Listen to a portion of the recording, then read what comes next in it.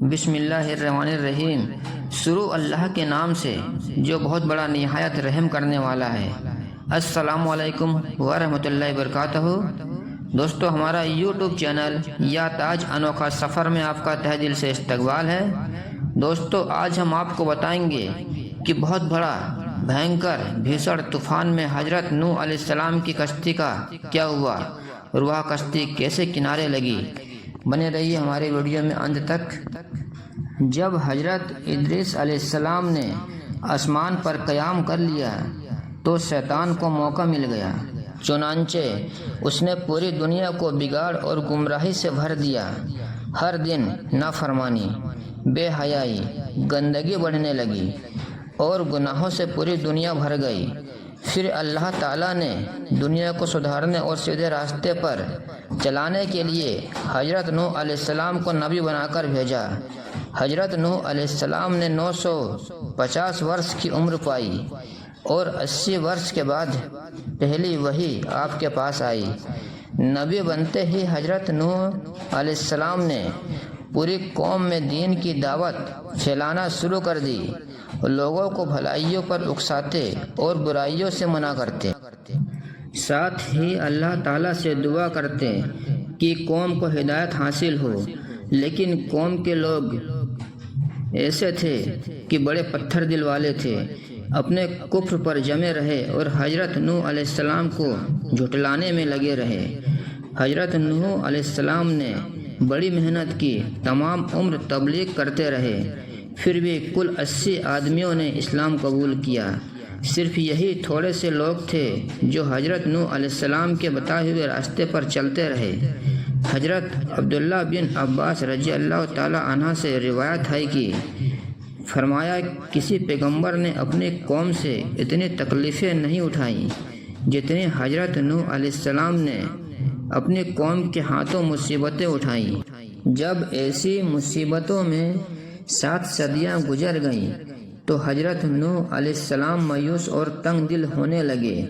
جب حالت یہ ہو گئی تو اللہ تعالیٰ نے وحی نازل کی، انہیں تسلی دی اور فرمایا، اے نوح، تنگ دل مت ہونا، اب تم ان ظالموں کی آس مت رکھو، ان کا ساتھ چھوڑ دو۔ جو ایمان لائے سو لائے، باقی ایمان اب نہیں لانے کے، یہ تو بدبخت ہیں، سب کے سب جہنم کا ایندھن بنیں گے۔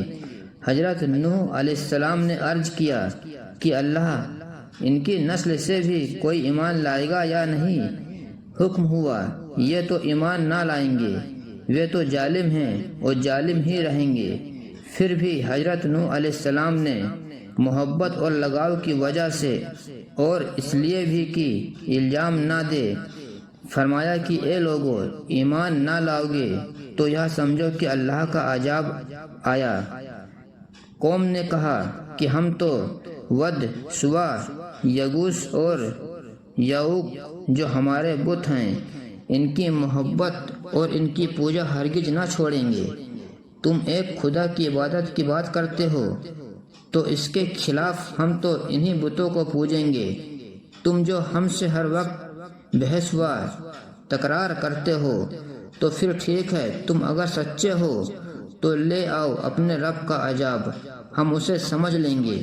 جب حضرت نوح علیہ السلام مایوس ہو گئے اور دشمن اپنے دشمنی میں اکڑتے رہے تو حضرت نوح علیہ السلام نے بڑی ہی نرمی اور عجیزی کے ساتھ اللہ کو پکارا اور کہا، اے خدا، جب میں ان کو تیری تابعداری اور بندگی کی طرف بلاتا ہوں تاکہ تو انہیں بخشے، تو یہ تو اپنے اکڑ میں کانوں میں انگلیاں ٹھوس لیتے ہیں، اپنے چہروں پر کپڑے ڈال لیتے ہیں اور میری بات سنتے ہی نہیں بلکہ اپنے کفر میں اور تیز ہو جاتے ہیں۔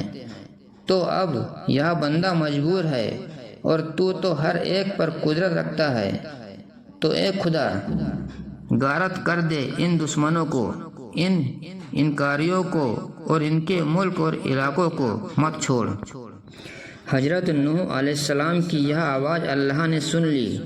عذاب کا فیصلہ ہو گیا کہ اس قوم کو طوفان سے ہلاک کر کے پانی کے راستے دوزخ سے آگ میں ڈالیں گے اور حضرت نوح علیہ السلام اور ان کے ماننے والوں کے لیے یہ فیصلہ ہوا کہ انہیں ہم اس عذاب سے بچائیں گے اور ناؤ میں بٹھا کر طوفان سے محفوظ رکھیں گے۔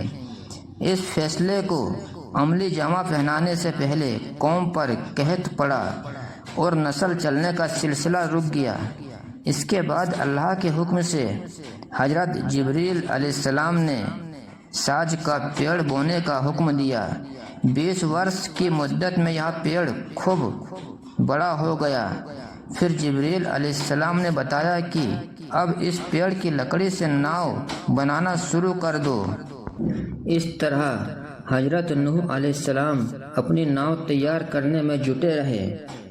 جب ناؤ تیار ہو گئی تو انہوں نے تختوں کے جوڑ پر ہر حصے میں روغنے مطلب کیر لگایا اور اللہ کے حکم کے مطابق شمشاد کے تختوں کا تابوت حضرت آدم علیہ السلام کے مبارک جسم کے لیے بنایا، اور اسی طرح سے سچے محافظ یعنی اللہ تعالیٰ نے ان کے جسم کو طوفان سے بچایا۔ پھر حضرت جبریل علیہ السلام نے ہر جنس کے جانور جو دھرتی پر پائے جاتے تھے حضرت نوح علیہ السلام کے پاس جمع کیے، ساتھ ہی ہر قسم کے جانور اور چڑیوں بھی جمع کیے۔ حضرت نوح علیہ السلام نے ہر ایک جانور کا ایک ایک جوڑا لے کر ناؤ میں چڑھایا۔ حضرت نوح علیہ السلام کے جتنے دینی ساتھی تھے انہیں بھی ناؤ میں سوار کیا۔ جب یہاں 82 لوگ ناؤ میں داخل ہوئے اور ان کے تمام سامان بھی لد گئے، تب اللہ کا عذاب شروع ہوا اور تنور سے پانی کا فوارہ نکلنا شروع ہوا۔ 40 دن تک طوفان کا یہ پانی دھرتی کو مطلب زمین کو پانی میں ڈباتا رہا۔ آسمان سے ورشا مطلب بارش بھی ہوئی، زمین سے پانی کے سوتے بھی پھوٹے۔ تمام آبادیوں کے مکان، باغ، مال جائیداد اور آبادیوں کے تمام لوگ اس طوفان کی بھیٹ چڑھ گئے۔ ہر طرف پانی ہی پانی تھا، اتنا پانی تھا کہ پہاڑ تک اس میں ڈوب گئے۔ لیکن حضرت نوح علیہ السلام کی ناؤ پر جو لوگ سوار تھے وہ جھپولے کھاتے ہوئے، اندھیرا ہوا اور اتھاہ پانی کے ہوتے ہوئے بھی اللہ تعالیٰ کی پناہ میں تھے۔ اللہ تعالیٰ نے انہیں ڈوبنے سے بچا لیا تھا۔ تفسیر لکھنے والے کہتے ہیں کہ حق تعالیٰ نے حکم دیا کہ میں ایک پہاڑی پر ناؤ کو ٹھہراؤں گا اور تمام ناؤ والوں کو اس پہاڑ پر اتار دوں گا۔ سب پہاڑوں نے اپنی بلندی پر فخر کرتے ہوئے سر بلند کیا، مگر جودی نام کا پہاڑ نے چھوٹا پن ہی دکھایا۔ اللہ تعالیٰ نے اسے اس کے اس چھوٹے پن کی وجہ سے اسے عزت بخشی اور نوح علیہ السلام کی ناؤ اس پہاڑ پر ٹھہرائی گئی۔ پھر اسی پہاڑ کے نیچے تمام لوگ اترے، وہاں ایک گاؤں آباد کیا۔ طوفان کے عذاب سے پناہ ملی، اس پر بے انتہا خوشی ظاہر کی۔ اس گاؤں کا نام سوک امانین تھا۔ جب یہ گاؤں پوری طرح آباد ہو گیا تو ایک بار پھر ایک ایسی وبا چلی کہ پوری آبادی تباہ ہو گئی۔ صرف حضرت نوح علیہ السلام اور ان کے 3 بیٹے باقی رہ گئے۔ ان کے پہلے بیٹے کا نام حام تھا، اور دوسرے بیٹے کا شام، اور تیسرے بیٹے کا نام یافس تھا۔ یہ 3 کو چھوڑ کر باقی سب فنا ہو گئے۔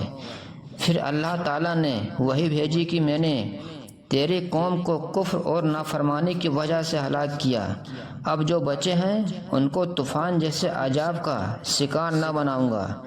پھر اللہ تعالیٰ نے حضرت نوح علیہ السلام کی نسل میں ایسی برکت رکھی کہ 40 برس کی مدت میں ہزاروں شہر آباد ہو گئے اور گاؤں کی تو کوئی گنتی نہ رہی۔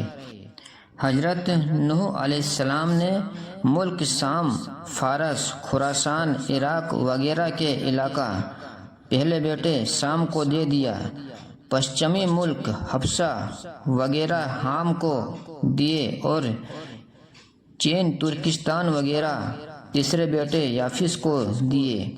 ایک دن حضرت جبریل علیہ السلام نے اور اجرائیل علیہ السلام نے حضرت نوح علیہ السلام سے پوچھا، اس لمبی عمر کے پانے کے بعد تم نے اس فانی دنیا کو کیسے پایا؟ حضرت نوح علیہ السلام نے کہا، دھوئیں کی طرح کی تھوڑی دیر رک کر ایک دروازے سے داخل ہوا اور دوسرے سے نکل گیا۔ جب حضرت نوح علیہ السلام بیمار ہوئے اور انتقال فرما گئے تو ان کے بیٹوں نے ان کے بیت المقدس میں دفن کیا۔ وہ ان کی جدائی سے بہت پریشان و غمگین رہے۔